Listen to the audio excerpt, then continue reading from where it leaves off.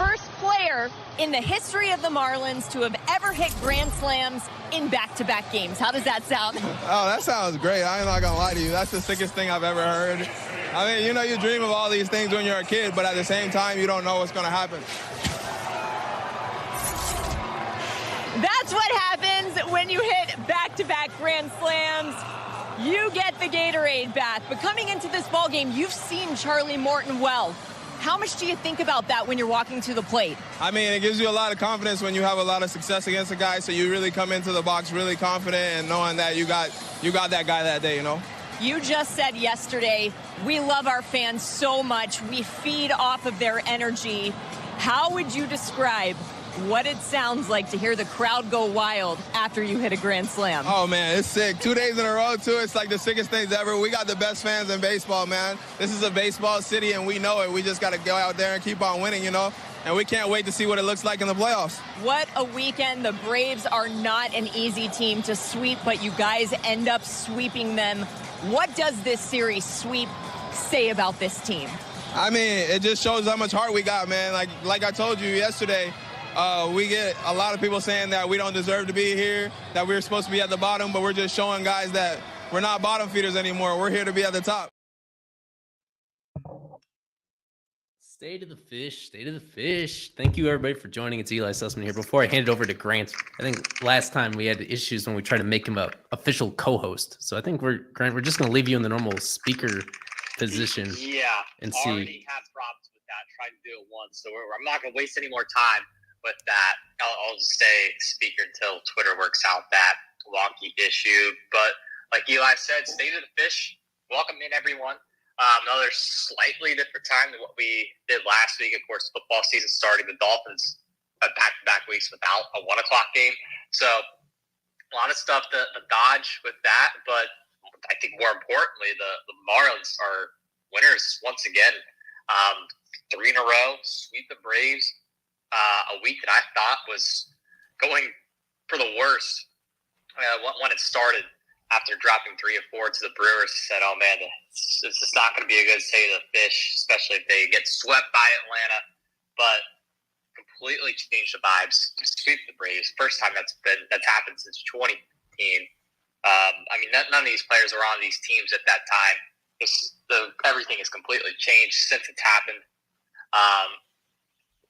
And yeah, the last time the Marlins will have to see the Braves this year, unless they play in the postseason. Talk about that and all sorts of other stuff, what the chances are going to look like. I think that's what our big storyline will be, other than just the offense has exploded. I did not crunch the numbers entirely, but 36 runs this weekend. I would say it's probably been about a week and it took probably about a week and a half prior to this series to tally 36 runs as it is. So you like, where did this offensive explosion come from? You know, how have they just been sitting on this? It feels like this whole series. It's not as if it totally came out of nowhere, because it is somewhat comparable to what they had done right before the Brewers series during that other winning streak they just had a few weeks ago. Of course, that was against much weaker competition, most notably the Nationals pitching staff. With the Braves, you got some of their normal arms in here, at least for 2 of the 3 games that you did. So to put up more runs during these 3 games, as many runs during a 3-game span as they ever have, obviously that is raising things to a new bar here. And only the final game having Jorge Soler in there. And Soler was helpful, but certainly most of this came without Soler as well. So it was not even 100% fully available guys. Brian De La Cruz missed most of the series. And of course, he's a guy that is somewhat of a high floor offensive player where you usually get a hit from him just about every single game, but wasn't even around for most of the series. To do it with the personnel that they had against the opponent that they went up against, you really can't put a great number, a great explanation on it. But you do have to single out Jazz. And even though Jazz wasn't the only guy that had an amazing series, Jake Berger really right up there with him. For Jazz to have those 2 moments where he produces 8 runs on 2 swings, that's pretty special. That's obviously unprecedented in Marlins history to have something like that back-to-back games, as well as most other teams' histories. And I think just a week ago, I was continuing to kind of insist that I still like where he is, and the direction that Jazz is heading in, including a couple hits in the series against left-handed pitching as well. Like, he is such an impact player when everything is going right, and it's at a position that the Marlins for years have been like trying to figure out. And he's not going to carry this team on his own. Obviously, he needs a lot of help around him, but it does make a difference when you have somebody like him batting in the middle of the order to drive in runs when they have guys on base. Because for a lot of the season, that has been the big issue with this team, where they are pretty high up there in terms of just compiling hits, but it doesn't translate to a lot of runs when you don't have over the fence power. And Jazz has that as much as pretty much anybody does. So that one factor is something that raises the whole ceiling of this team's offense, is when you have him in there. And just knock on wood, you have them in there hopefully every day the rest of the way. And you can't really feel too confident about that. It was just earlier this week that he had another injury scare, I think it was a knee soreness episode that puts his availability in question. So that's a tricky situation that they're in, is you never know exactly when he's going to be available. But just to reiterate, this was such a lopsided series that you don't want to focus too much on one single guy. This was this is the highest point of Marlins fan ecstasy in almost 3 full years. This is as high as it's been. This is as confident as it's been. This is the end of the stretch of the hardest stretch of their schedule. This has been, for the most part, the second half of the season, an extremely difficult schedule. And they just went through the very best opponent that is on there, and they took care of business, put themselves in a position where you've seen it across Twitter the last few hours. They do control their own destiny from here on out. They are jumbled together with those other teams in the wild card race. They outperform them the rest of the way. They are in, and that is such a desirable position to be in this close to the end of the year. Now, we'll see if Lewis is there. Lewis is at the game today. I want to hear his thoughts on just the explosion and what people had to say at the ballpark. I mean, I'm kind of like at a loss for words. And me and, Alex Krutchik, who covered alongside me today, there were just kind of like several moments where, the onslaught in both the third, the sixth, and the seventh was going on. We kind of both just looked at each other and started laughing. And because I don't think any of us had ever really envisioned that, not to say that the offense isn't capable of scoring runs, but to do it with the frequency that they did and to match a club record for 3 games with 36 runs, something they set back in 2008, against a team like this. Like, I mean, you know what? Discount it if you want. Atlanta won the division, so maybe they're, quote, trying to rest guys. I mean, we got no Acuna the last 2 days, so, but at the end of the day, like, it's still the Atlanta Braves, and like 80% of Ozzy Albies is still better than a majority of the second basemen and most middle infielders playing today. Like, you're still playing, like, it's still the Braves. And I mean, the fact that they put up some runs against Nicky Lopez, which, I mean, I've been a baseball fan for 20 years. The first time I've ever gone to a game in my 20 years going to baseball games where I've ever seen a position player pitch, and I got to see 2. So, I mean, I was welcome to a treat today. And yeah, I mean, the clubhouse was celebrating, and like we got down to the post game, and all you heard was guys celebrating. It felt like, them beating the Braves. I wasn't there in 1980, but it was like when the U.S. hockey team beat Russia in that big Winter Olympics game. Like, it was incredible. And then to see kind of Luis Ariz do his, show that he can hit some homers in 2 games, including his first multi-homer game, and then he goes back to hitting the way that he always has, getting 3 hits today and driving in a pair of runs. He's now a hit shy at 200. There's just so many different storylines. I mean, and then we forget Luzardo threw 6 shutout innings today, and he struck out 8, and like, he was excellent. And that's one of those things that just totally lost in the shuffle of, a season high in runs scored. And I don't know. I mean, Skip is so stoic every time, and he walked into that press spot or into the conference room after the game, and you would have thought that they won like 2-1 in like a hard fought game where the opposing team had like the winning run on second in the 9th inning, but like it's just kind of just goes back to like this day by day kind of ethos that he preaches to them, and it seems like the players have fully bought into where, every day you kind of just have to prove yourself again. And this weekend they've proven to me that, I underestimated them a long time this season, just given where the run differential is at and was at several points this year. But it's just, the more I see it, the more I believe it. It's unbelievable. And I mean, it's the most fun I've had watching baseball, at least from my locals team vantage point, in a very long time. So it's just an incredible week. Absolutely. And something else I wanted to point out, I mean, we'll spend a little bit here reflecting on it, but of course we want to talk about what's ahead. With John Birdie struggling recently, with Joey Wendell struggling pretty much all season, there's been someone who's definitely stepped up in their absence and has been fighting for more playing time and has gotten it. And one of the surprising heroes has been Garrett Hampson. So, Eli, you've watched every single game, and I didn't see it. And I wanted to ask him about it, but just what do you think's changed for a player like Hampson, and how is it having a player like that step up at such a crucial time to be able to get on base when you're typical, shortstop, third baseman, whoever isn't getting on, like Birdie and Wendell? He's pretty high up on the list of positive surprises of this Marlins team this season, because it's not new that he's performing. The thing is, he was hitting this well early in the year too.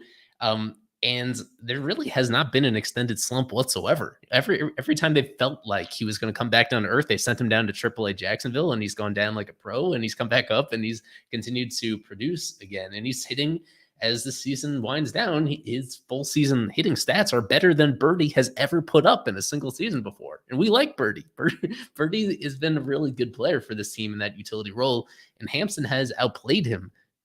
Clearly offensively this year. Maybe defensively, you can make the case Hampson's not perfect, but to get that much offense from a utility player that is equally available in both the middle infield and all three outfield spots. I don't even know which outfield position he played today. He played one of the three with De La Cruz out. I guess he played left field, and then he moved to center later in the game when it was out of hand. He's been huge. Looking far ahead, he's under club control beyond this year too. A guy they signed on a minor league deal that you'd actually probably wind up keeping in your organization for multiple years. This is a pretty rare thing to come across because he's been in the majors a long time. He was in the best hitting environment possible in Colorado for his entire major league career to this point for parts of 5 seasons. And he could not do anything there. And the fact that even if you remove all the park factors, just the raw hitting numbers this year are way better than they were in any of his previous 4 seasons. I did not see that coming. So that's been really helpful. Yeah, to have him as not just overall production, but even in like important situations. And I'm trying to remember, it must have been yesterday's game that he came up with a 2-out hit that was early on when the game was still a little bit in doubt in the 3rd inning of Saturday's game that added on an insurance run. Moments like that. He's been really great, especially with 2 outs. That's what I've noticed with him. So he's a really useful all-around player. And that has, for him to actually be in the lineup fairly regularly for a team that is this close to the postseason, that was certainly not on my watch list for this year. Very pleasant surprise. So that will be as much reflecting as I do. And looking ahead, I think one of the bigger talking points as of late has been bullpen and arm availability. Seems like we see a bullpen once every 5 days at this point, maybe even more often than that. There's another TBA later in the week, I believe, for the final game of the Mets series. Finally get a day off on Thursday, but there's been a constant in and out cycle of arms. We didn't even get to see Josh Simpson this week. Chi was going to be a bulk guy, but he kind of just cleaned up the game. So for both of you guys, what do you think we're going to kind of be looking at bullpen availability wise through the next week? And are there any other guys in Jacksonville that we could expect to see maybe in the next week or so? Let me take an overview here, because since the roster's expanded, that final spot in the pen has just been a revolving door of fresh arms, to just put it in generous terms. There hasn't been that 14th pitcher that they really think highly of. It was a bummer to see Josh Simpson spend 5 days on the roster and not get into a game. We were talking about this in our Fish on First chat pretty briefly that it would have been nice to get him in at the end of yesterday's game on Saturday once Tanner Scott had that 6-run lead to work with, and you really need to send him out to close it out. I thought maybe that would be a good spot to get Simpson's debut, but they send him down. They bring in Chi-Chi. Chi-Chi gets into a game because he only pitched 1 inning today. He'll be still, I assume they're not in a hurry to get rid of him unless they bring up somebody else or they like more. The one guy that we still have not seen, despite his excellent minor league performance, is Anthony Maldonado. He's been just an incredible reliever down there in AAA. Obviously, if Alex Carver was on here with us, he would be really pounding the table for him to get an opportunity. But so I will do it in his place. Let me see if I know they were actually off today in Jacksonville. They played their doubleheader yesterday. And I imagine, did Maldonado get into either of those games? He did. He got into pitched 2 scoreless innings in the first game of their doubleheader on Saturday. So I don't know. He's done everything you could possibly want from a reliever. He has a 1.80 ERA in Jacksonville this year with an incredible strikeout rate, almost unhittable as well. He's, if nothing else, he's somebody that would be really good against right-handed batters in certain situations. I think he'd be better than Chichi Gonzalez. That's somewhat of a bold take. We are finally getting near the end of the stretch of 16 games in 16 days. After this Mets series, they finally have an off day. During that stretch, understandably, having fresh arms available was ultra important for this team, just in case, because it was the way that they are organizing this, having 6 rotation spots, and the fact that you want this long stretch without any breathers in between, that kind of necessitated you to have a fresh arm on standby. They're now close enough to the end that I don't think that should be important anymore. I don't think you can really justify having Chichi Gonzalez on this roster these next 2 weeks because you need to win as many of these games as possible. You need to optimize your roster in this case. But one more, just look at the guys that are on the 40-man roster. It's technically full at the moment, so they'd have to, unfortunately, DFA somebody like Chi-Chi to make a spot for somebody like Maldonado. But at the moment, we have Tommy Nance. He's hurt in the minors, and Josh Simpson just got sent down. He can't come back up unless there's an injury. Among the 40-man roster options, the one guy that I guess gets forgotten about is Huascar Brazoban, who for, I would say, the majority of this season, he's been a good guy to have out of the bullpen. Obviously, his peak early in the season, that first quarter of the year, he was looking like one of their most trustworthy arms. And I think the latest on him is that, was he throwing live batting practice? I can check on our site. If you go on fishonfirst.com, one of the pinned posts near the top of every page is the injury and rehab tracker. So if I look here, he did throw a bullpen session on Friday, which is pretty close. The one step between that and returning is just facing live batters. So whether he does that maybe tomorrow, that's usually the timeline. I'd be curious when we get an update tomorrow how close Brazoban is to coming back. That's really the one guy that, to have your eye on, who's already on the 40-man roster. And considering that Maldonado still has not shown himself in the big leagues, it's putting pretty high expectations to just throw him into this really crucial situation with no margin for error. So I'm keeping my eye on Brazoban. As long as he is getting really close, that's the guy that would make a lot more sense over this fresh arm, to fill out the bullpen and make sure that you're not overtaxing Scott and Nardi, especially because you'll need them in every single close game here on out. It's something I don't know if it was known about Scott and his availability that he might be taking a couple days off towards the end of the month. How known is that? About his upcoming child? I think. Yes. I think people are. Have we put enough out there about that? I guess it was a while ago. So for people that need a refresher, Tanner Scott's about to become a first-time dad, and that baby is due over these next 2 weeks at some point. Don't know exactly when. So that will be an interesting complication where certainly you want to prioritize that over anything else in life and certainly over your baseball career. But of course, it's up to the player himself to determine whether or not they feel they need that time off, depending on where they are when the baby is delivered and their, very personal relationships with their significant other. So we will see, because that is going to be an interesting wrinkle in that he might not be the way that this is playing down. I think his wife is 38 weeks. That might it's really crazy how it's playing out, that it aligns almost perfectly with the end of the regular season. So congrats to him when that comes about. At a maximum, I think the MLB limit on paternity leave is 3 days, 72 hours. So they certainly need to have other guys available. It is a unique position where Scott has just been as good as any other major league pitcher on earth over the last month and a half. He has not given up a run in a month and a half while pitching the most important situations. Even his season overall, you could argue, is as good as any other reliever in baseball in terms of the context that he's pitching in. So if he's going to miss any time, then there is going to be a drop off in what you can expect from the bullpen in his absence. But I don't want to speculate about that. When that comes, when that day arrives, then we'll see what they do. They certainly can't take any of these roster spots for granted, though, at this stage. So, I would like to see that final bullpen spot go to somebody that they trust to get outs rather than just having a fresh arm available. These games are too important to worry about pacing everybody. You need to kind of throw out all the workload caution to the wind at this point with how close we are to the end and how much is at stake. All right, so won't waste any more time looking on that. We'll get the week in review, so that way we can get to your guys' questions, of course, with football and stuff. Not sure how many questions we'll have, but anyone who's got one, we'll answer one. But we're going week ahead now. Final home stretch. Try to combine both words there, Jeezel.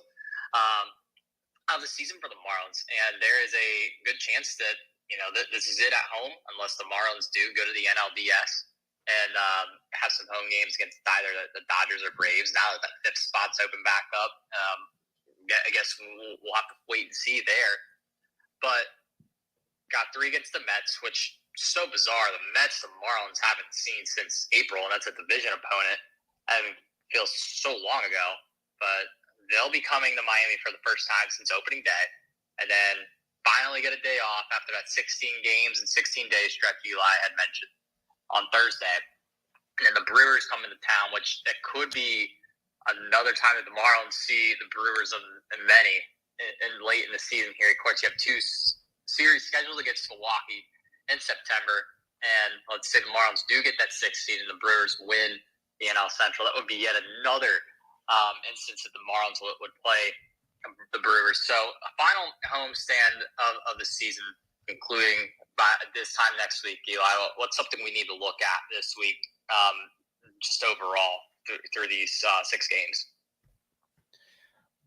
Well, we could start with the Mets. The fact that they're not really playing any worse than they were before their trade deadline moves, which is to say that they're still not a good team, but they are somewhat formidable. They're a very interesting combination of still having some star players in there playing basically every day, and they're just combined with a couple of these rookies that are somewhat inconsistent in there. And overall, it's not that far worse than an average team. This is a Mets team that still has about as good a run differential this year as the Marlins do. So the underlying talent that they have is still worth noting. This is still a team that you're not guaranteed to beat in a 3-game series, especially when one of the games is Kodai Senga. If I had to circle anybody, it would have to be him. He has pretty quietly been incredible. Well, not quietly in New York, but quietly on national scene. Everybody's already given Corbin Carroll the National League Rookie of the Year award, and I still think he's going to win. But Senga has been better than Carroll over the last few months. His combination of going deep into games and compiling strikeouts. He has 3 double-digit strikeout games in his last 4 starts. And I think if you go back, this is arbitrary, but you go back to the start of July, he has a 2.32 ERA as a qualified starting pitcher. He's been 90 strikeouts in those 73 2/3 innings for Senga. Statistically, his forkball, and I believe he made his major league debut against the Marlins in that first series at the start of the season. And I think he did pretty well. He did okay in that one. Yeah, 1 run, 5 1/3 innings, 8 strikeouts. That's basically who he's been since then, except he's going even deeper into games at this stage. So that's the final game of the series. You really want to have the series wrapped up the first two, because I don't think I'd trust any Marlins starter right now more than I would trust Senga to put up a great game. He's just been dominant over this extended period of time. Um, Other than that, it's been some of the familiar names on that team that are still performing pretty well, like Francisco Lindor. He's having a really good season again. And Pete Alonso has driven in 1,000,000 runs and hit 1,000,000 homers. Nimmo is still solid at the top of their lineup. And it's been mixed results from like the rookies that they're trying to blend in there. But for the most part, Ronnie Mauricio, he's gotten off to a good start to his major league career over these few weeks. He has extremely loud hitting tools, at least, and they're figuring out what to do with him defensively. But he's an impact player in there. So yeah, so the Mets are a pretty solid team. They're compared to when the Marlins last saw them in April or in whenever it was that they last played in Citi Field. That was a team that still had expectations of being the elite of the elite. So expectations have come down from there. At the same time, they really haven't changed much in the last few months for the Mets. They've just been they're an average-ish type of team, and it wouldn't be.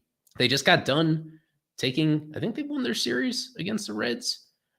Well, they certainly won this series. I believe they lost 2 of 3 to the Reds. Got the win today to avoid the sweep. Right. Yeah, it felt like they should have won more than what they did in that series. They played the Reds really close.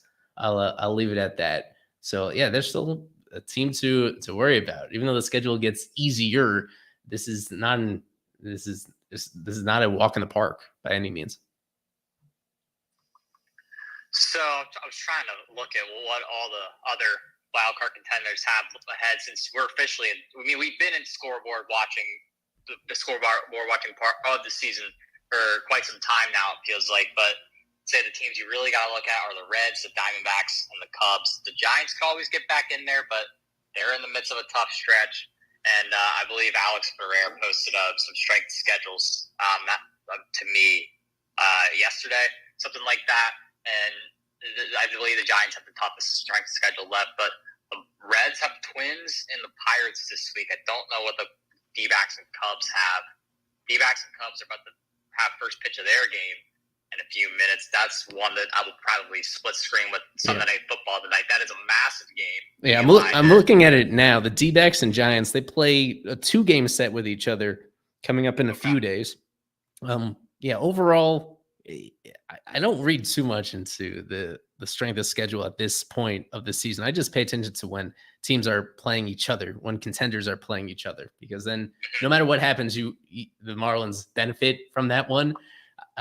In this very improbable event that the D-backs have played so well against the Cubs this weekend, that's what has put the second wild card spot in play. I was almost ready to just punt on that and just aim for the third spot or bust, and for the D-backs to perform as well as they have those last couple of games.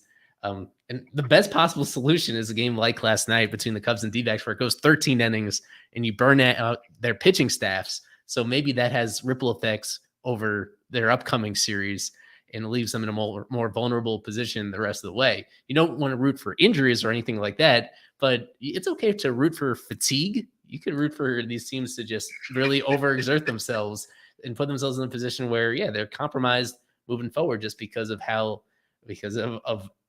playing a lot longer than you're used to playing at this stage of the season. Yeah. So it has really been a pleasant surprise that second spot has opened up again. You did mention the rest of this upcoming week, Milwaukee facing them again and Christian Yelich being available again.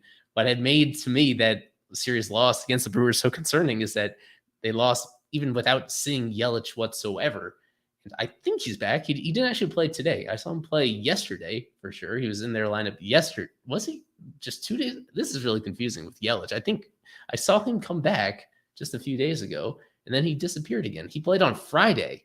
Okay, he played on Friday, but he actually hasn't been in there the last couple days.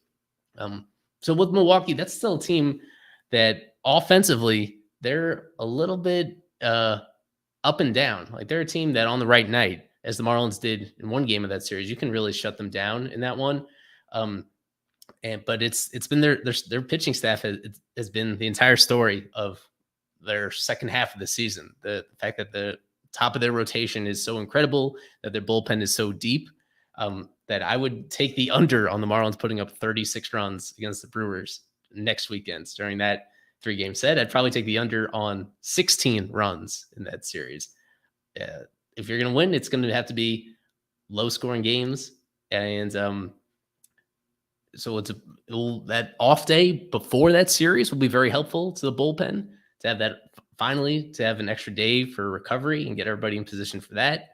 But overall, the very toughest matchup that was left on the schedule against the Braves, that is in the rear view. All these series coming up, they feel a lot less intimidating than that one does.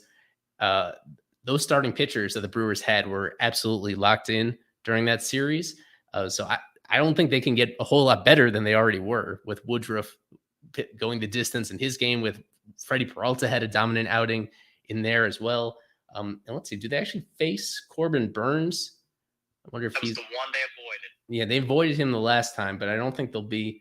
It looks like they actually might be lucky again. The way that this is tentatively lined up, from what I'm seeing, Corbin Burns is lined up to pitch the day before on Thursday against the Cardinals. So they may actually have dodged him a second straight time. So that would be a nice break.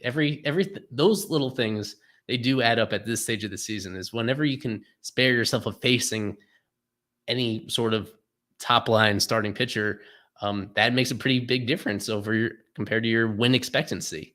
So it's I wouldn't blame people for like focusing on that type of stuff and the way that these pitching matchups line up the rest of the way. Well, if you have any questions about any of that, we'll answer them as well. So we're taking a look at all the matchups, everything of that nature. So we'll get to the speaker part.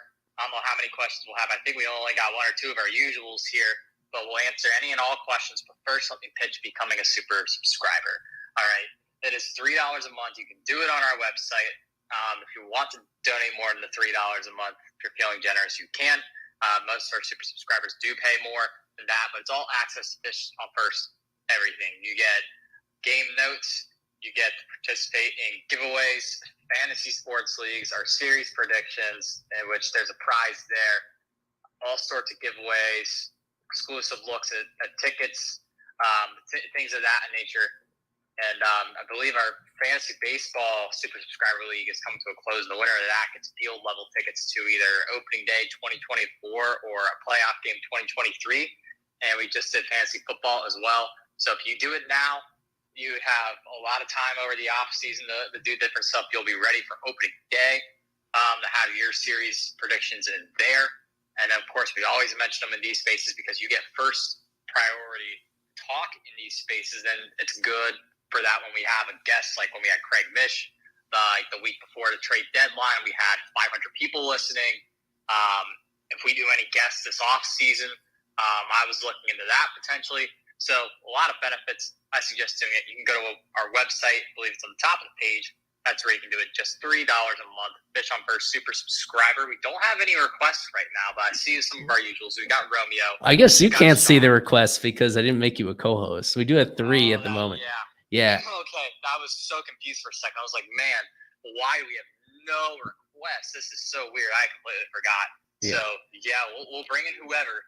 I guess you'll just have to surprise me on who we bring in. But I see some of our usuals. Well, we've had one waiting the entire show, and he is a super subscriber, and he is a veteran Spaces host himself. So LMF. Oh, yes, LMF. We'll like to give us your thoughts about where the Marlins are at.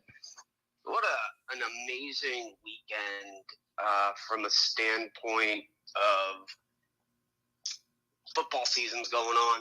You got 22,000 plus in the stadium. What an experience for those who are listening to this space that have never experienced this live before. I know a lot of our listeners, joint listeners, are underage, right? Under 19, under 13, et cetera, including Ryan and whatnot. Y'all have never experienced playoff baseball from a standpoint of live entertainment. And there's nothing in the world like it, not NBA, not Super Bowl, not hockey that you just went through. And I'm so happy for you guys to experience what you did this weekend and continuing moving forward to hopefully hosting a playoff game. So I want to start off with some positivity there. And So just it's awesome for everyone in this space. A couple things that you pointed out, Eli and Grant. You can't play down to the Mets this week, even though they're not the Mets that came into Miami in April to open up the season. You got to keep this intensity up, like you just did versus the Braves, like you did last week against Philadelphia. Of course, the 3 or 4 losses to Milwaukee you can make up next weekend. But that I'm kind of worried about that. In the past, we played down to teams. We can't take our foot off the throttle now. One thing I'd like your opinion on is how it's not just one player that's really lifting the team up. The last 2 Fridays, it's been Jacob Stallings. You get Jesus Sanchez taking a walk or getting a monster 3 home run dong here and there, lifting this team up. De La Cruz just missed the most amount of games in a row that he's, I think, missed in the last 2 years with two games off, or since his last injury of 22. But he's won 2 games in the last week. Berger's on fire. Jazz is on fire. What are your thoughts on the team mentality and not just relying on one player? And I would also mention today, Nick Fortes 4-hit game. Even though one of them was against a position player, he had been slumping so mightily with this team. It's no secret that they've had like some weaknesses on this roster, and there have been folks clamoring for them to make decisions and like cut ties with guys that were underperforming. And then when it feels like you've just had enough of them, they actually step up and perform in such a way that makes you remember and realize why it is that they're on here in the first place. That's been extremely impressive.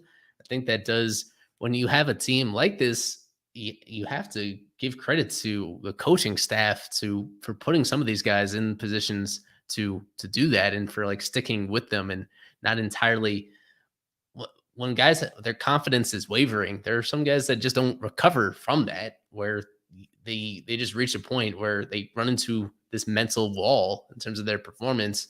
And I think the way that this coaching staff has handled that seems to be more effective than how they were just doing it under the previous staff last year and the year before, where in recent years, there would be guys, both veterans late in their careers and also young guys and everybody in between, where they would underperform at a certain level, and they would just, things would never really turn around, and they didn't have their breakout moments. So many guys that were just dead weight on this team and just weren't able to make those adjustments to come out of it at any point. So I think a lot of that does go back to the coaching staff, something that is so hard to quantify with this team. All we know is that it's been almost entirely different, with the exception of Mel and Wellington Cepeda. Aside from the pitching coach and the bullpen coach, everybody else is new in here. And I think you just got to give them a lot of credit, that both on the individual level and collectively as a team, there have been different stages of the season, especially as a team. There have been, just in the last 2 months, there have been at least 3 or 4 moments where it felt like, wow, they're teetering on the edge of collapsing.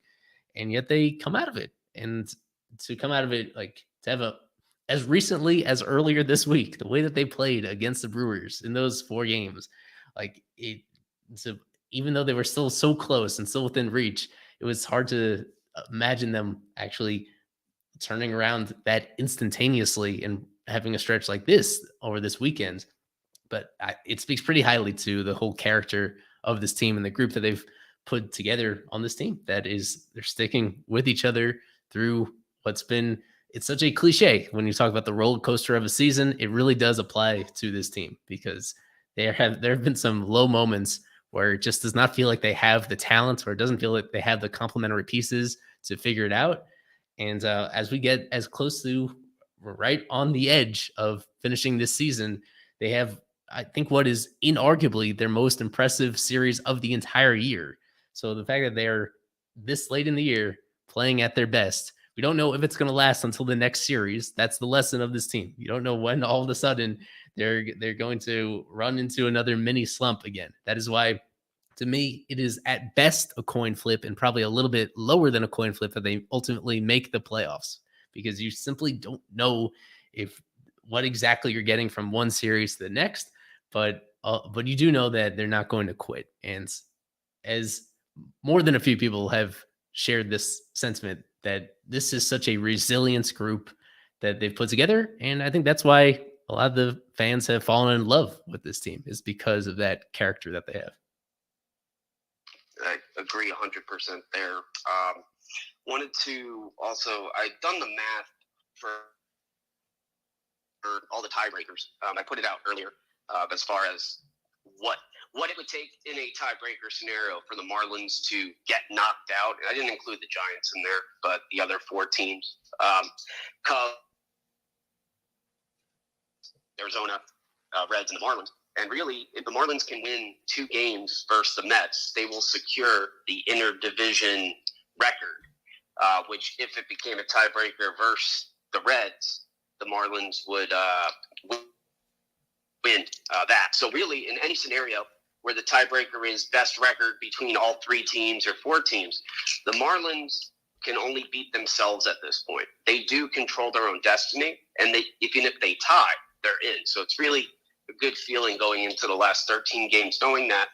And when you finish against the Pirates, again, don't play down to your opponent. But when you're finishing the season 6 games versus the Mets, 3 versus the Pirates down the stretch, that's a good ingredient to a nice meal. So just wanted to point that out. And I have one more. Does Brian Anderson get a video tribute this week? Ooh, well, quickly, I'll touch on what you said about the tiebreakers. That is what made these Braves wins even more impactful, that they were against a division team, because that is an important tiebreaker in this. Your performance against teams in your own division, behind head-to-head record, that is the next tiebreaker up. And with the Marlins, they split their season series against the Reds and the Giants, and they already had the head-to-head tiebreakers against the Diamondbacks and the Cubs. So it is looking really good that they'll have that tiebreaker against the Reds. That's the way it is trending, as LMF pointed out, because Marlins have been a lot better against Eastern teams, 24-22, than the Reds have been against Central teams. Reds have been, this will load for me, they've been significantly below 500 in those matchups. But what did you, Brian Anderson, yeah, the first visit here as an opposing player after being drafted and developed by the Marlins after spending parts of 6 big league seasons in Miami. They gave Miggy Rowe a brief tribute video during his game back. So I think it won't be quite the same. I think it should be just maybe a tier down in terms of the pageantry that they put up for BA. By some measures, he was a better player overall than Miggy Rowe was during those years, because he could hit a lot more consistently. And he was, at least for the early portion of that career, he was more durable as well. He'll get some sort of video, I think, in the middle of the first inning. That might be when they did it with Miggy Rowe, in the middle of the first inning of the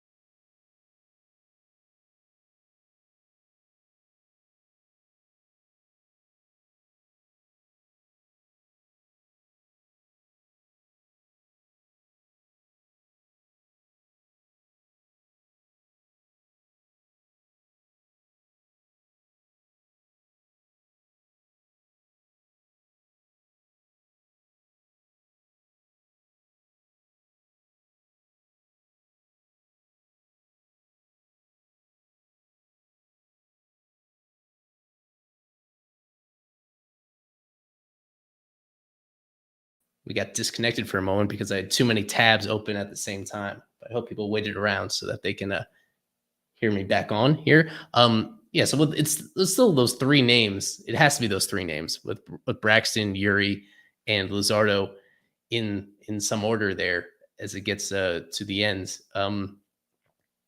But yeah, beyond that, I think especially in Braxton's case, as we've seen, even as this year has played on, and even when things go well with him, there's that lack of trust as he goes multiple times through a lineup, and I think that would only be magnified going to the postseason. I think he's a guy that I think might be as safe a bet as anybody on this team to shut down an opposing team through the first 3 innings, and then after that, when you're facing a playoff caliber lineup, then that's when I think you'd see a pretty quick hook at the first sign of trouble and an increased reliance on Tanner Scott and Andrew Nardi.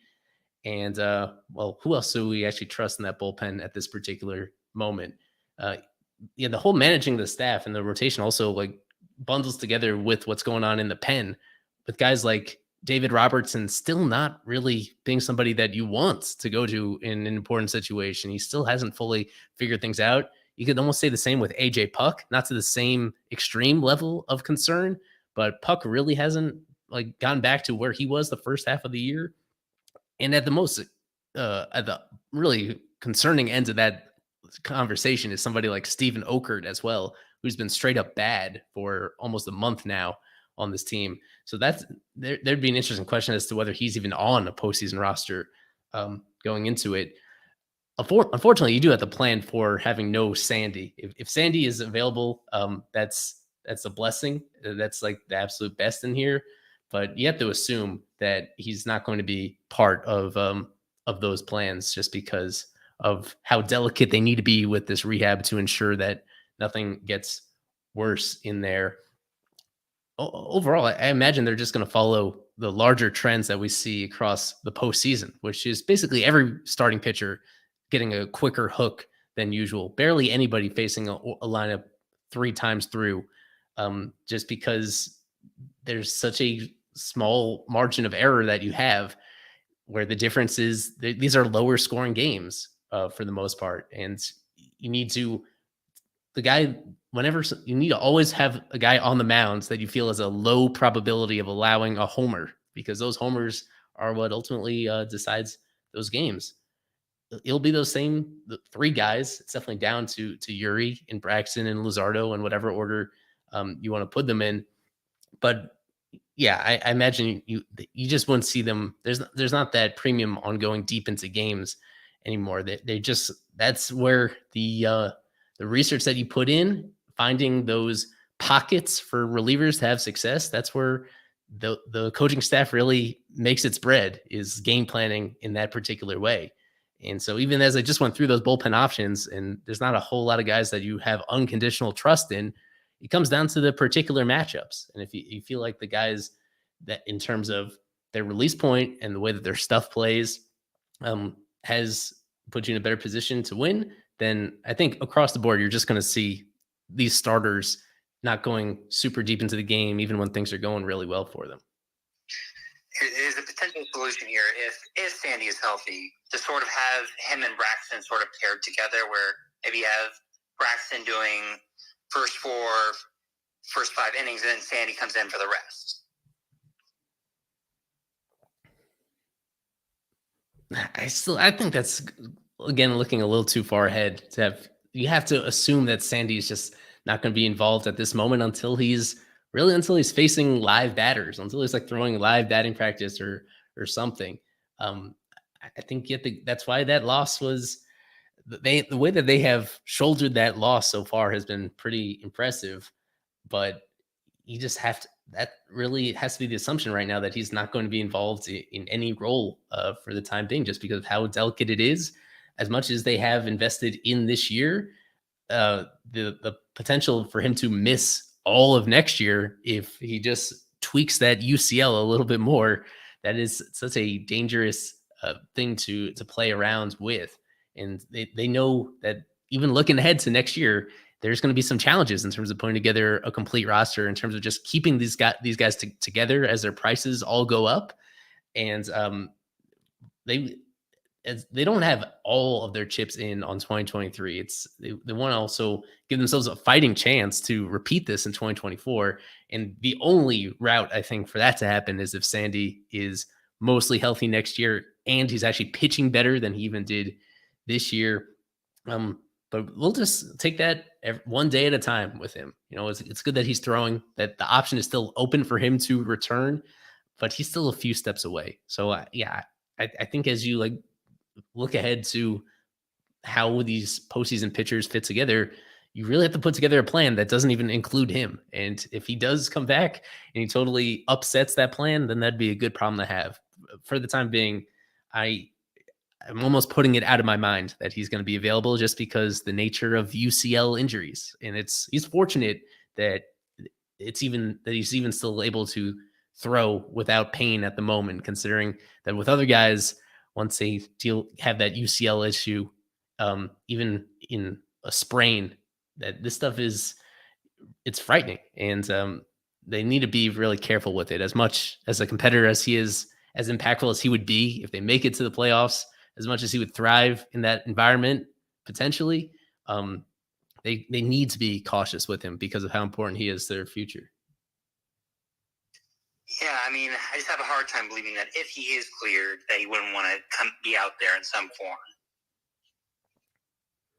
He would, yeah. That's a good way of putting it, because he has lived through a lot of terrible baseball as a member of the Marlins, with the exception of 2020. There have been so many of those times where he's been driven to throw complete games in September for teams that were totally out of the mix throughout his career. Like his competitive fire does not go out just because, no matter what. And now on the opposite side of that, with him being unavailable, but knowing what this team has in front of him, knowing how long he's waited for this opportunity, maybe even in the back of his mind wanting to avenge what happened at the World Baseball Classic. There were pretty big hopes for both him and the Dominican. And even though that feels like a while ago, that was just earlier this year, where he didn't pitch particularly well and the team got upset in that. And he was a little bit embarrassed pitching at his own home ballpark on that big stage, falling short of those expectations. So yeah, he's got no shortage of motivation there. They just need to get to, it's something to revisit probably next week. If, fingers crossed, he makes more progress between now and next Sunday, and he's in a position where he's getting somewhat stretched out and he's facing live batters again, that's when it will seem a little bit more realistic. Yeah. But for me, in the moment, I just advise you to keep it in the back of your head for a while, because this would still be a pretty huge upset if he's able to make it back in time after flying so close to a catastrophic injury. For them, they just need to be really careful to make sure nothing snaps in there because of how important he is for 2024. Thanks. My last question will just be, assuming that we make the playoffs, would we rather go up against the Brewers or Philadelphia, assuming they clinch the first of the wild card spots? I zoned out for a second. Say that one more time. Assuming we make the wild card, would we rather go up against the Brewers, assuming they win the division, or the Philadelphia, assuming that they're going to lock up the first wild card spot? It's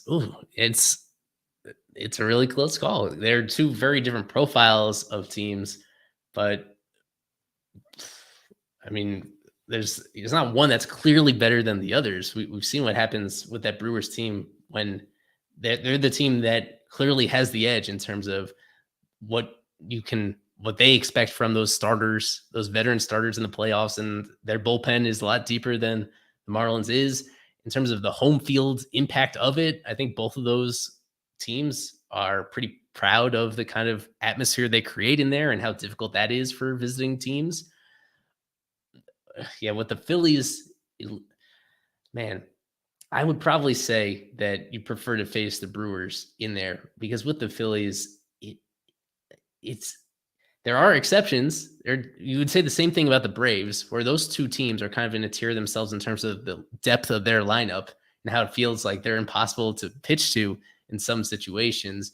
Where, as I talked about with homers being such a massive influence on who wins and loses in the playoffs, the Phillies are clearly more so than the Brewers, the team that is better suited to get homers from basically anybody 1 through 9 in their lineup. And for that group, a lot of the same guys having just made it to the World Series last year and dealt with that moment. The Phillies they're the easy answer in terms of the one that you want to avoid because of how last year went, because of the star power that they have up and down both their lineup and even a little bit in their rotation. But I think that is the right answer, that you do want to, you'd prefer to face the Brewers.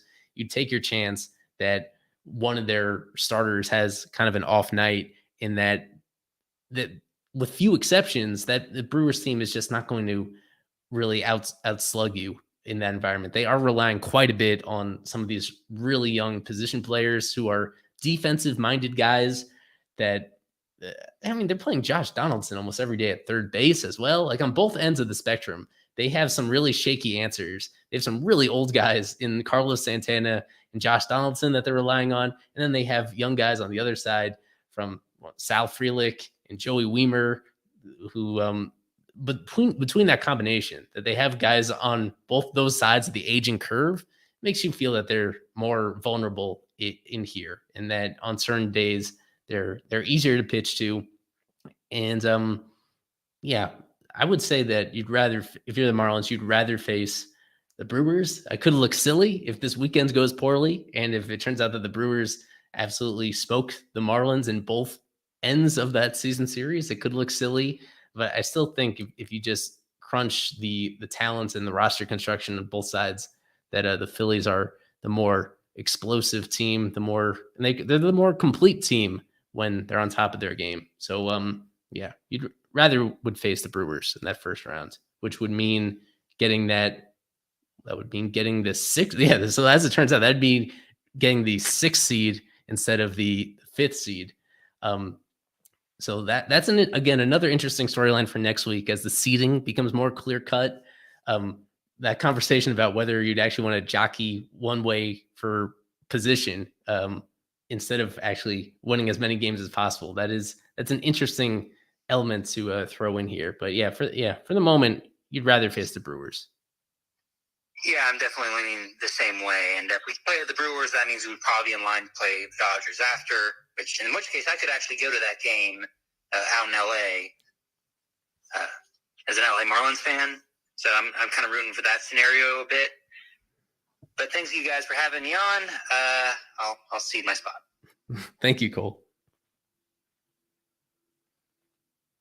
Mr. Romeo is here. It looks like it. Is Romeo our last one, or we have any others? Wait. We still got 2 more after that. We have Sharif. Okay. And then we got somebody that I'm not familiar with, Mr. Only DS. We'll get to him at the end and see what he has to say. But first to Romeo. All right, Romeo. I just want to say shout out to Joe Burrow. He's winning me he's letting me win in a franchise. I'm going against him. Sorry, Grant. That just had to come out. Second, I feel like Dane Myers. I know that he got the home run in Jake Berger, right? But I feel like he didn't get enough respect on that because he got teched over 2 times and Kirby Yates was not paying attention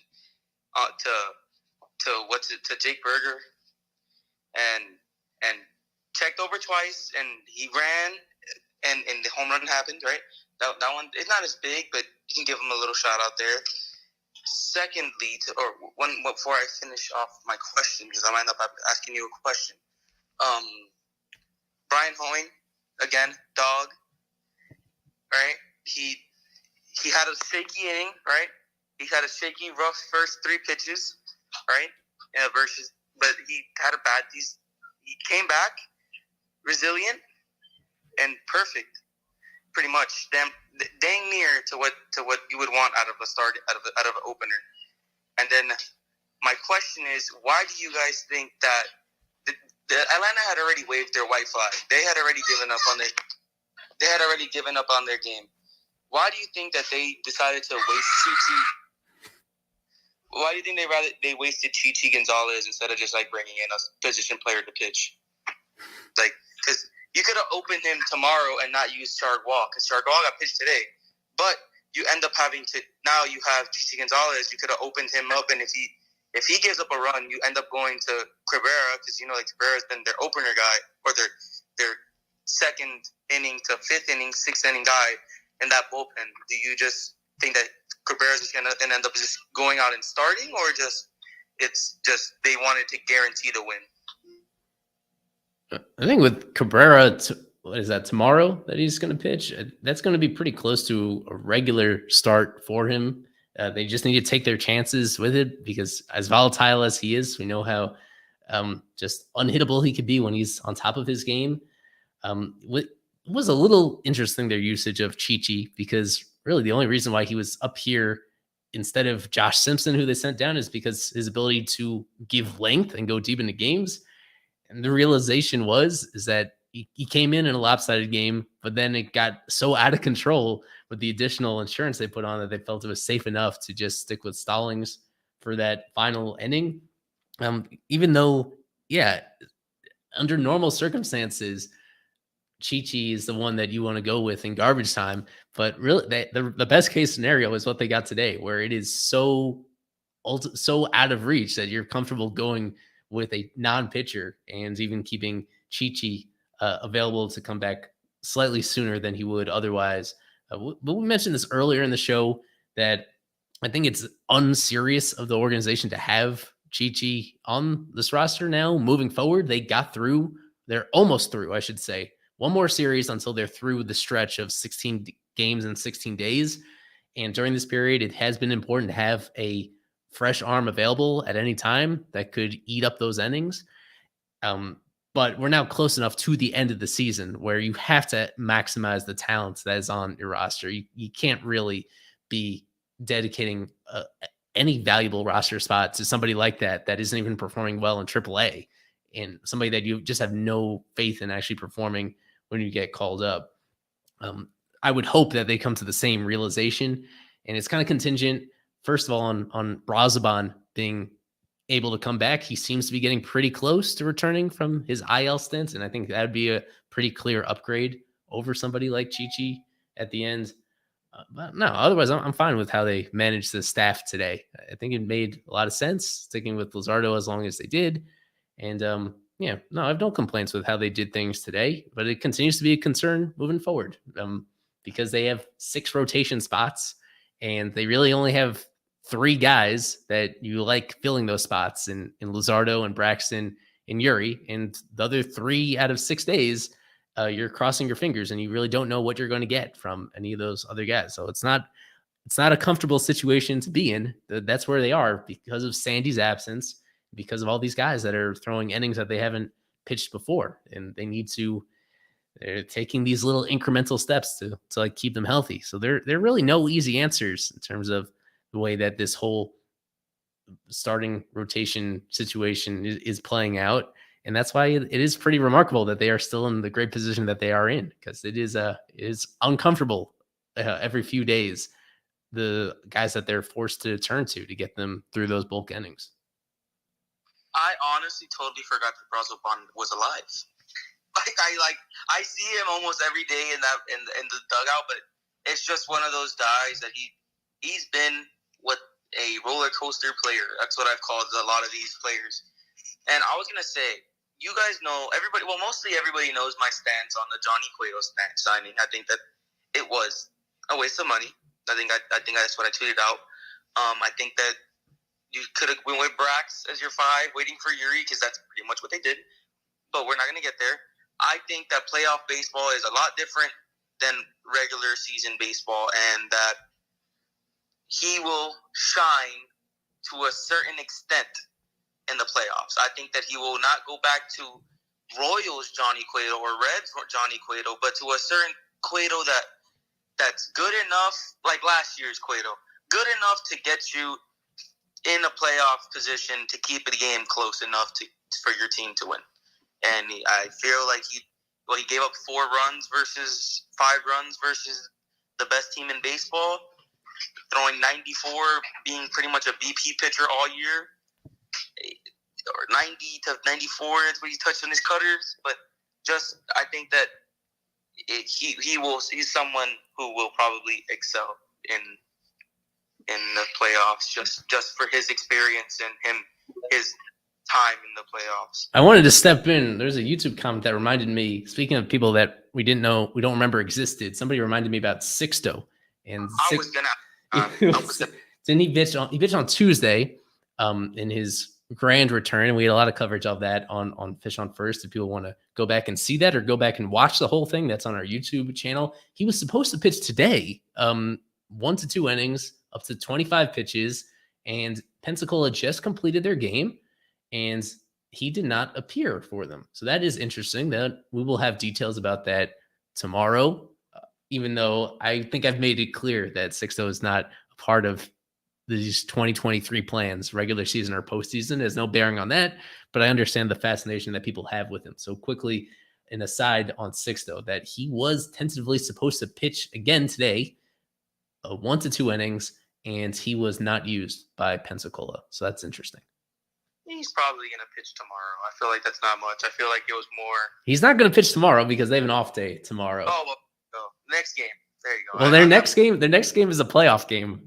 Okay, so Pensacola is now in the playoffs. Are they going to throw a rusty Sixto in a playoff game? Maybe they would. Maybe player development takes priority over like winning those minor league playoff situations. But I don't know.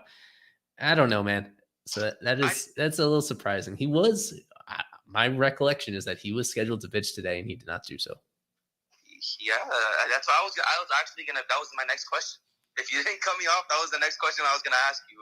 What ended up happening at Sixto? Because I know that Jeffrey Yon was pitching in the bottom of the 8th, and Pensacola was winning 6-4, 6-3.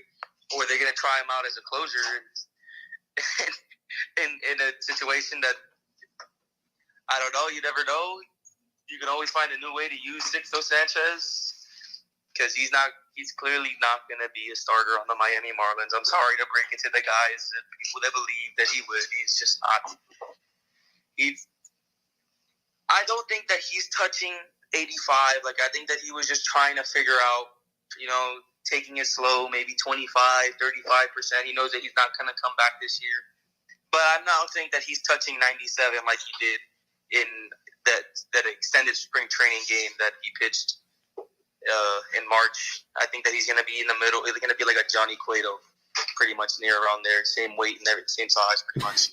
Just touching 94, can touch 95, 96, maybe, and then his off-speed stuff, because that curveball was nasty. I'm not going to lie. I wasted $3. I wasted 3 doubloons to watch that one outing. And it was good. That curveball was decent. The slider was decent. All right, but it's better than what you expected from a guy who hasn't pitched or hasn't even been alive for 3 years. Like, because no one knows where that guy was at. Yeah. Well, you and I have slightly different player evaluation perspectives, it seems. Yeah, I was not super impressed with what I saw right there. Anyway, and he's in a position where every pitch he throws competitively is pretty crucial to ensuring that he has a future in baseball. Like, he's not a lock to stay on this team's roster throughout the offseason if he looks totally cooked out there. There is some pressure on him. It's been a few years of patience. That patience is not going to extend very much longer unless he looks like a baseball player again. If you were to get DFA'd, do you think a team takes a chance? Honestly, I think that at any team, I think it would be Atlanta. But besides that, do you think a team really goes out and gives him a chance to play a game of baseball? Well, he'll get a chance to go to spring training with another team. He's not going to be claimed. He would go unclaimed. He absolutely would go unclaimed because he's now out of options above all else. Like, this year, he's just a minor league player right now. He's stowed in the minors, and this is the last year that the Marlins can do that with him because they've exhausted those options already the last few years by having him on the minor league IL during that period. So because you can't even work on him as a project in the minor leagues throughout next year with him being on the roster, like he'd be a non-roster minor leaguer moving forward. That is his future. That is his very likely outcome, unless a thunderbolt comes out of his arm in one of his final appearances of this minor league season. Like he doesn't look like a rosterable major league pitcher. Unfortunately, the injury has totally derailed him, and that sucks above all else. Thank you. That's all. I'm going through something, so I'm gonna go. Shout out to everybody. Become a super subscriber. Sean, cool guy to talk to. Was talking to him pretty much the entire game. I was actually gonna say he just left as I gave him a shout out. That's so sad. He doesn't want to be associated with you. He's just playing nice. He's just being polite in person. I was gonna say I don't know who's been watching. And he's not here either, but LMF. But the changeup menu was everything caps, and it says "Let's get spicy." I'll tell you exactly what it says. I'll give it to you right here. Hold on, I think I have the paper in my hand. Let me find it. I don't know who they're following LMF, man. I don't know what this is. It's called. They had 5 things, right? It's "Let's get loaded," all caps. "Let's get local," all caps. "Let's get spicy," in all caps, and "Let's get fancy," in all caps. Shout out to my man LMF, and he owned up to Jesus Sanchez being a starting right fielder on the Miami Marlins. So it's just wow, it's a world that we live in. He finally gave in. Yeah, he had no choice. We can go to Sharif now. I know he's been in here a while. One of our usuals. What's on your mind, Sharif? If he is still here. If he's not, then I'll bring in our next folk, Lorella. Sharif. We could go to Lorella instead. No, he's been on before. What's on your mind? Wonder if people can still hear me. Good evening. Actually, I'm just getting back on. I had to do something just now, so I apologize if I didn't get in. But boy, Eli, I am very excited. What can I say? One thing I want to touch on is that Jazz is actually, he got to be listening to us, because he's doing exactly what would cause this team to win. 0 for 2, you put a bunt down, you do winning plays. It's not all about I can just drive everyone in, like Skip said after the game. So someone's listening, someone's actually performing it and doing it. So I was right. But I'm just grateful for it because it's causing us to win other than the home runs. Thank you. It's been incredible. Yeah. He did everything you'd want to see in this particular series. The grand slams take a lot of the attention. He also laid down at least one bunt hit. And in this final game, the discipline that he showed on some close pitches to take 3 walks in this final game, that's something that is more often than not, it's absent from his game to be that disciplined in those situations. So he had about as complete an offensive series between all that and the stolen bases. It was everything, checked every box that you can want from him. Just got to keep him healthy in this final stretch. And if I can look ahead to some of these upcoming matchups, I don't think they face a ton of lefties now from here through the rest of the season between the current makeup of the Mets rotation and then the Brewers. I think he's set up for, the stars are aligning for him to be a star and continue to put up great numbers down the stretch because of how this final couple of weeks are playing out. He's in a very good space, and you just would love to see keep going. I have another question for you both. What's your take on Chi-Chi?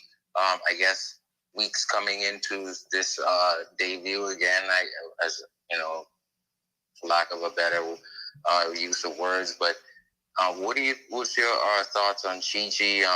His stuff, because I've never seen him pitch, but I've actually seen him.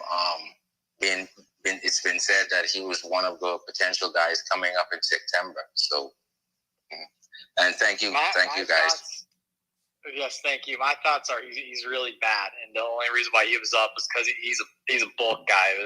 I've always not been a fan of Chi-Chi. He serves one purpose: to eat innings. He did that today. Allowed 2 runs while doing it, but he's no answer of any kind to the Marlins, in my opinion. Yeah, and I would agree on that. I was a little confused as to, well, I understand why he was called up today, just in case that they needed several innings in a lopsided game. As it turned out, this game was so lopsided that they were able to go with a position player at the end and feel comfortable doing so. Beyond that, I personally would look at alternatives immediately. I think we're at a stage of the season where that roster spot needs to go with somebody that you're more confident can actually get outs in that situation. So whether it is Anthony Maldonado, the best case scenario is that Huascar Brazaban is ready to go. We'll have an update on him tomorrow. I don't think he's quite ready, but he's getting pretty close. So if Brazaban is fully healthy, that would be huge, and that'd be a pretty obvious substitution to make. Anything on Bender? Now, as last was mentioned to us, he has thrown, I think he's thrown live batting practice, and he has actually faced some live hitters. It's just that he is so far away from game action. Like, you can't bring him back unless he actually goes on some sort of rehab assignment. It's asking a little too much. In terms of what his stuff is, I have no clue at this moment. Yeah, that's a pretty crucial factor, of course. It's good that he is basically he's recovered. It's just that he hasn't had any game experience all year, and we don't have any confirmation in terms of what his stuff is looking like. So I'd be pretty shocked if he's back either now or during the postseason, just because when you from that sort of layoff, you really want to be in some sort of competitive situation and go through all the necessary steps to do so. So in all likelihood, that's going to be a spring training thing with him, but at least he's going to go into the offseason fully recovered and going into a normal offseason instead of being in rehab mode like he was this past winter. All right, thank you guys. I guess I guess we just have to depend on Puck and Robertson coming out. I think Mel will be able to get to them and help them out. I'm interested to see what Mel will do with Weathers and 97, 98 topping out. If Mel can get him straightened out even a bit, I mean, yeah. So I guess we're going with what we have. But thank you guys. I appreciate the community and love you all. We love you too. Thank you. Is Ryan going to take us home here? How many else do we have after We got one more right after him, only DS. We'll bring in that person right after Ryan, and then that should do it. Hi, guys. What do you got for us tonight? So, I just finished watching the Giants game. Wild game. We scored 0 points in the first half, and then we scored 31 in the second half to make an insane comeback. So, I haven't really been locked in on the Marlins today. I've been watching a ton of football, but what I do know is that we won big. Jazz hit the grand slam. But today I wanted to ask about, and I know I'm not saying we're making the postseason, but I wanted to ask you guys, what do you think, and it could depend on who we play, but what do you think the Marlins postseason rotation would look like? Just like who they would start in their first, second, and third games in a wild card, because I think it's very interesting with Jesus, who has more experience, but also Yuri Perez, who, like, he can't go too many innings for you, but you might want to let him go 6 in a big postseason game. And I don't know. I'm just wondering what you guys think on that. Yeah, we did touch on this a little earlier in the show on that. To me, Luzardo would be your clear game one starter in here because of his combination of his whole body of work as a pitcher. Also, the fact that he's had some postseason experience and, recency bias, the fact that we've seen him as recently as today going up against a playoff caliber lineup and be amazing in doing so, even without, in my opinion, he wasn't even at his A+ game today, and yet he still had all that success. That just speaks to the quality of the stuff that he does have and the several ways that he can get out even top hitters, regardless if he's on top of his game. That has to be your number one guy to me. In terms of the order of Braxton and Yuri, I think that will depend on kind of how the things really, that's a little too early to call which order you'd want to put them in I think in all cases, when it comes to these playoff starters, they're going to be on a shorter leash than they would be in the regular season. This plays out year after year where your bullpen ends up pitching the majority of the innings because you just don't trust anybody. It's not that you don't trust the pitchers. It's just that when you're going up against the very best lineups, especially if it turns out this way and if they do end up facing, let's say, the Phillies, and the Phillies have that super deep lineup where almost anybody can hurt you, that's where you're going to have a really short leash and just go to your relievers because you want to, at all costs, avoid allowing home runs. And one of the biggest risk factors in allowing guys to square you up and do damage is when you face them multiple times in the same game. Regardless of who they go to, I think they're all going to be on a short leash. But the clear three to me is having Luzardo, Braxton, and Yuri in there, especially Braxton probably being on a short leash. And perhaps even you put in a situation where Braxton has more so than Yuri, at least Braxton has a little bit of experience pitching out of a bullpen. So he's going to be prominently involved if they get to the playoffs, but potentially he's somebody that you want to have available if necessary to pitch out of the pen in a certain situation, maybe even before his spot in the playoff rotation comes up. I think he's somebody that they value very highly, but they also value his versatility a little bit and his maturity.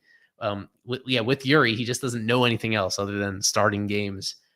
So he would be, I think, still used in that role moving forward. With him more so than everybody else, though, they're going to be so super cautious down the stretch. It's a couple starts between now and then. And if there's any warning signs in those final couple starts that he's worn down after pitching way more innings than he's ever pitched before, that's the one guy that they're knowing how valuable he is to his future. Like it's not even a total given that he's going to be that it's going to be a fascinating decision. They are in that Steven Strasburg rookie year territory with him, where even now he's pitching about as many innings as they thought was even possible. And you're really pushing it once you get to October. You're really bending the original plan that they had. That's why I think even now we feel pretty close to it, but it still feels a little premature because every single time that Yuri takes the mound between now and then, you got to be extremely careful with him, just knowing how important he is to the next decade of Marlins baseball. As cool as it is, as important as this playoff run is, it's not totally everything to this franchise, especially when you have somebody like him in the middle of it that's so important to what they do. They're going to be really careful with him. Luzardo is the one that I think is closest to having everybody's full trust. And to me, even though there's been some inconsistency the second half to the season, that's my game one guy.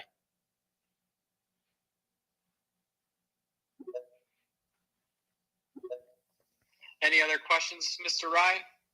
Yeah, wanted to ask, because I know you guys touched on Jazz, so real quickly I was wondering, do you guys think that the Jazz success is mostly coming from him changing his stance? Because I've noticed that since he changed his stance, like, he's been really hitting lefties well. So do you guys think that's the main reason? The main reason might be overstating it. It has been a factor, just in general, the work that he has put in behind the scenes, getting repetition against lefties. And just for him, so much of it has been about seeing the ball the same from being in a platoon advantage compared to facing righties. And if this stance gives him a slightly better line of sight of the ball coming out of lefties' hands, that helps. It's a combination of things that have played a role into it. It's been extremely encouraging to see, even though most of the power is still going to come against facing right-handed pitching. It's crucial and vital to feel comfortable having him start against lefties. And now we have a growing sample size. The last, probably even before this stance change, a little bit before, is when you started to see better quality of at-bats for him against lefties. It's all just come together for him, where you do feel like he is, for the moment, being the complete version of himself. And part of that being healthy, part of that just being more experienced than he has been, and the culmination of all the work that he's put in with the coaches kind of bearing fruit at this point. That stuff doesn't always manifest immediately. He was one of several guys that it feels like ancient history. He was not hitting well for an early portion of the year, almost all the way up to his original injury. Like he was just not a very good hitter, even against righties. And the way that he has changed over a pretty big sample, ever since coming back from the original injury, you could go back to the end of June against the Red Sox. That was another inflection moment with Jazz during that series in Fenway, where it felt almost like this, where it felt like he is a complete, that is the complete version of himself when everything is going well. So it's not as simple to say that the stance has changed everything. It's there's now a pretty big sample when he's been available over the last 3 months or so. He's been one of the better hitters in baseball. He really has, especially for a center fielder. And you can't fully trust him to keep it up because his history would say that there's just been some inconsistency in there. The fact that, but for him to show it at this moment when we're so close to the ends and to feel that it's possible that he does sustain it just for the couple weeks needed to get them into the playoffs, that's so thrilling to have. Because we were saying for most of this year how important he would be to their team success. And for them to reach this point with him not fully having the year that he was supposed to have, it has felt like pretty lucky, pretty fortunate that they've been able to do that. They are going to need him these last couple of weeks. Their path to holding on to this wild card spot is going to hinge on him still being in there every day and affecting the game in a bunch of different ways that he can, both offensively and defensively. Yeah, thank you. And I'm really excited with Jazz, especially if we could get this in October. And he has talent to carry his team on his back, along with Arise, Soler, Bell, and Berger. But I'm going to head out now. Thank you guys again for all that you do. And, yeah, go Fish. Thank you, Ryan. All right, I guess whichever one of the next two wants to go first can go ahead. We'll close out with them. Yeah. With Lorela and only Diaz. I can go first. Good, yeah, because we tried like 3 different times to get you in as a speaker. Yeah, it was glitching. You'd make me speaker, and I couldn't hear anything. So. Go ahead. Yeah, I have a couple questions. The first one is I was looking at the schedules of the other like wild card teams, and some of them are playing some pretty like they're either playing each other or playing some tough teams, especially Philadelphia. Do you think that if Atlanta gets their stuff back together, the Marlins could potentially get to the 4 spot? So the 4 spot to get the Phillies? Well, the Braves are playing Philadelphia this week in Atlanta. Man. That's real quick. That's fine. Well, let's see. What is the gap at this moment between them? They do own the tiebreaker against the Phillies. That does help. Owning the tiebreaker against basically everybody. It is a 3.5 game gap right now between them. And it was improbable to sweep the Braves, and it feels even more improbable that the Braves would continue to slide like this with all the guys that they have. Maybe they're overdue to bounce back and have that. Yeah, I would feel relatively confident that the gap could narrow a little bit. But yeah, at the same time with this Marlins team, they've kind of shown to us over a pretty big sample that even when they have these really invigorating series, it doesn't necessarily carry over to even the next series with them. It's been a lot of ups and downs. It is possible to catch them, but it would require on the Marlins end to win at least 9 of your remaining games, something like that. 9-3 would probably get it done to catch them. Most optimistically, it would be 8-4, but I think that's still pretty unlikely. It is enough of a blessing that the 2nd spot has come into play again. The 5th spot, the 5th seed, the 2nd wild card. That I thought it was pretty close to that ship sailing. But as we're talking right now, are the Cubs losing yet again? They could actually be ahead of the Cubs by the end of the night. That is wild to think about. It's enough of a blessing that the 2nd wild card and that 5th seed is in play. But I would be shocked if they if they want to host playoff games. I'm pretty sure you'd have to make it to the division series to make that possible. I don't see a path to them getting the 4th seed just because of the Phillies themselves are pretty immune to extended slumps. And so they're coming off a disappointing series of their own a little bit. So yeah, I wouldn't get too excited about that possibility. My last question is, who do you think gets left off the playoff roster at the moment? Do you think they let Edwards get on the playoff roster? Do you think they drop Hampson? Who do you think gets left off? Yeah, it is a little early to be looking at that. That's if they make it. Yeah, well, I don't think to talk about Hampson. Hampson's been so consistently good.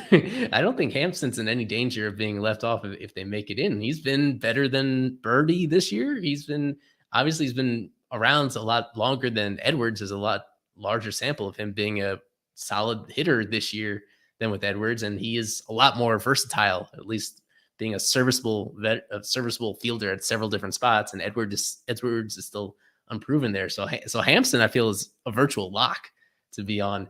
The interesting question is, they've made it this far into the season, still having Joey Wendell around, still having Yuli Gurriel around, despite those guys just not being very good baseball players. And once you get to the postseason, you can still have them on the team without putting them on the roster at that point. I think both of those guys will need to be reevaluated when they head into the playoffs. Even if it doesn't feel like they've been in much danger this year, the team has been loyal to them and has valued their intangibles as well.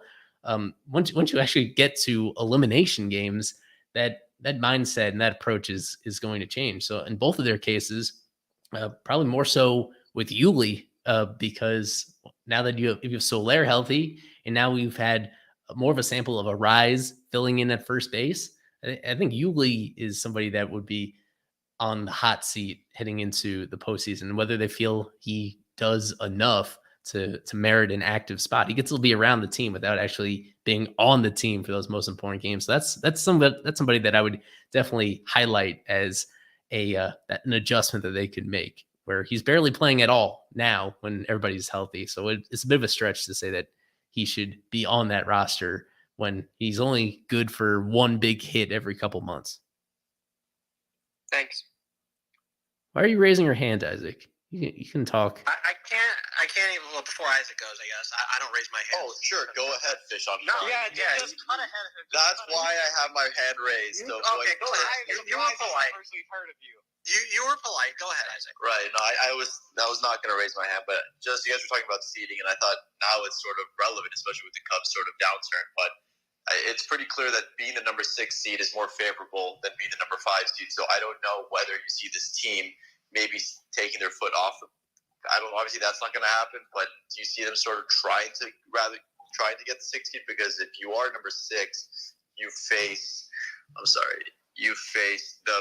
worst division winner. You're better off being number 6. So you're facing the worst division winner, which is the Brewers in this case. And if you're number 5, you're facing the Phillies, which is no walk in the park. So I think any team would rather be the number 6 seed. So how do you think that goes about playing out later in the regular season?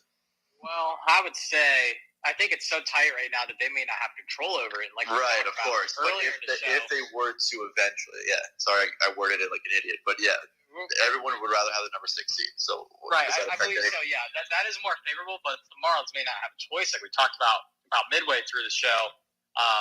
The Marlins own a lot of these tiebreakers. I believe they own tiebreakers over 3 of the 4 teams that they're competing with. So if the Cubs really fall back into it, which I mean they have, I think if the Diamondbacks win, the Cubs are I guess technically still tied, quote unquote, with the Marlins. But if the season were to magically get cut today, the Marlins would get that 6 seed because of tiebreakers. So it may be out of the Marlins' control at this point. And like Isaac said, the 6 seed is more favorable because Major League Baseball doesn't reseed, whereas the NFL, they have a similar playoff format, but the lowest seed plays the highest seed, so on and so forth. But no matter what, whoever wins the 3 versus 6 matchup plays the 2, which we presume will be the Dodgers. So it is probably too tight to tell on if like the Marlins will have any control over whether they get the 5 or 6 seed. I think they're still just going to try and make it no matter what. But it is worth noting that because they own so many tiebreakers, they could very well mess around and get that 5 seed. That is a real possibility. Right. And then you got to just see who you match up better with. Obviously, like I said, there's very low chance that they can get 5 and 2. They can have anything to say about it. But who would you guys feel more comfortable with the Marlins facing in a brief best out of 3 series? The Phillies or the Brewers? It's going to be I believe Eli and I agree. Both agreed that we would rather have the Brewers. I believe. Yeah. Brewers have better pitching, and that's what wins series. But oh well. I think the Phillies are a team that's definitely built to compete in October, but the Brewers are hot right now. I don't really want to face either of those teams. I know. I mean, there's no one I want to face right now. I feel like everyone is getting hot at the right time, except maybe the Dodgers. I don't think the Dodgers have been great as of late. I haven't paid much attention since the Marlins stopped playing them, but the Braves are the Braves. And I guess the Dodgers are the Dodgers. The Brewers, all of a sudden, I didn't realize they're 20, 21 games over 500 now? Like, I feel like it wasn't that long ago. We were talking about them being stuck in that division race with the Cubs and the Reds and talking about how bad the Central is. But the Brewers are really good. The Phillies, we saw what they did last year. They're pretty much the exact same team. We know what they're capable of.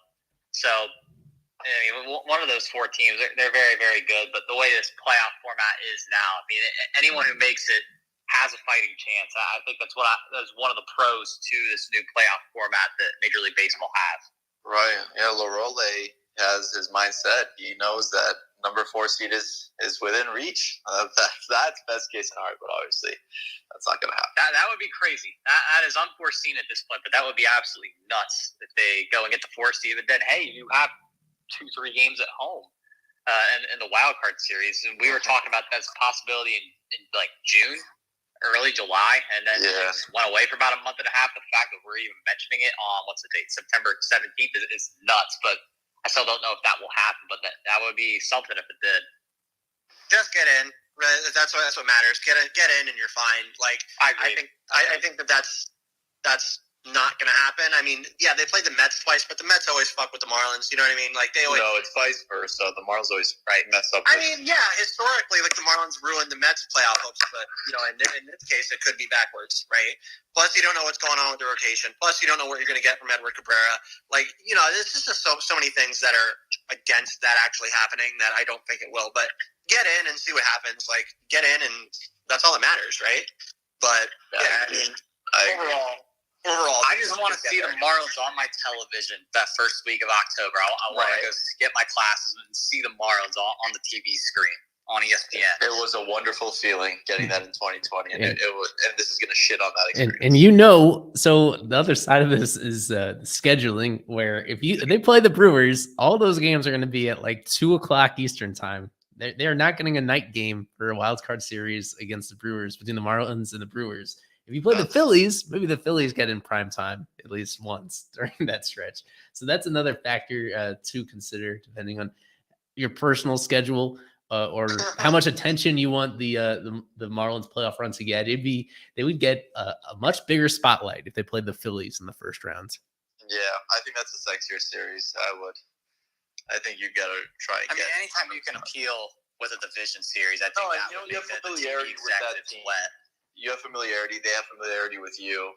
I think the Marlins match up better with Philadelphia, even though their offense is completely better than Milwaukee's. I would prefer to face the Phillies. So I would like to see what happens this week and to get a true read on how the Marlins match up with Milwaukee. Now that they're kind of hitting their stride with what just happened against Atlanta, I think this weekend would be a good tell-all. Exactly. You guys are so worried about the Marlins. Like, do you guys know that there is a Marlins affiliate winning a championship playoff game right now? Like, come on, we haven't even talked about that yet. Well, I guess we haven't even talked about that yet. True. There's another team in South Florida that's on Sunday Night Football that's starting in 6 minutes. They can wait. The Hammerheads are winning in a playoff game, so or in a championship playoff game. I forgot about the Dolphins. All right. Anyone else that has questions, please go ahead. I apologize. Only DS is our last one, right, Eli? Yes, that would wrap us up. If that person is still alive. Yeah. Sometimes when Alex Carver speaks, I too get really scared. He's off mute, Grant. Let him go. Go ahead, only DS. Sorry about Grant.